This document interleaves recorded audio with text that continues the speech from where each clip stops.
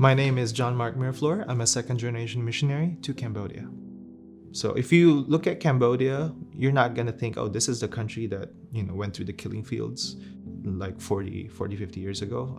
You wouldn't really think that anymore because it looks like a growing economy. During the killing fields, about 2 to 3 million people were killed or missing during that time. So a lot of children were orphaned. So when they grew up, they didn't have their parents to guide them. My father went to Cambodia on a survey trip. This was back in 1996. This was his first time to go there. He just volunteered to go because there was an opportunity. And he saw the killing fields during that time. He just saw the mass graves. And as he was standing there, it started to rain. And when it was raining, the rain would wash off the topsoil. And so when the topsoil would start washing off, these bones actually came out of the ground. And he saw that there were so many bones in the killing fields. And that was when God impressed in his heart to become a missionary. So when we started out in Cambodia, this was in April of 1997, my parents' first ministry was to have English lessons.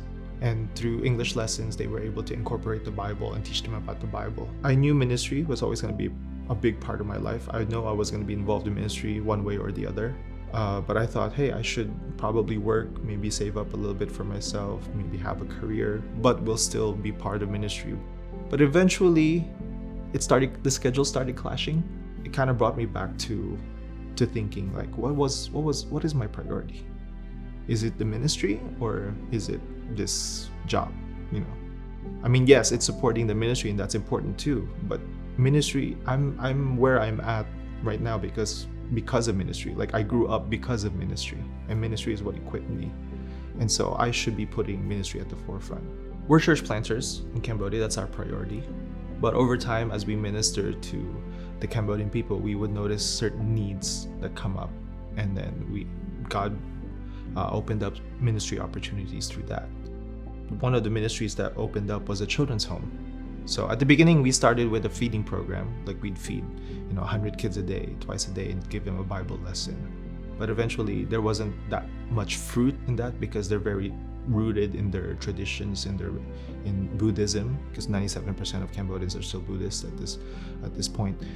And so we transitioned into a children's home. A lot of these children that we're taking care of at the children's home are from broken families, from abuse, from neglect. And so we take these children in, we feed them, we clothe them, and then we opened up a Christian school so we could also educate them because we need a bit more of an educational emphasis as well. We've got kids in high school who can't even read or write. So please pray for the ministry, please pray for the Miraflors in Cambodia, myself and my parents before me. Prayer to be closer to him, to be aligned to his will and his leading is very important. But I also need financial support. So right now I'm at 60%. As a second-generation missionary, I kind of started out in the field instead of fundraising before going because there's already an ongoing ministry. I was at 50% last year, so hopefully it'll keep growing that way. I'm committed to meeting with people, meeting with churches, as many as I can within the couple weeks I have to travel. And another thing to please pray for is we definitely need more laborers in the field. I mean, Cambodia has a population of 17 million. We've only broken the 1% just a couple years back.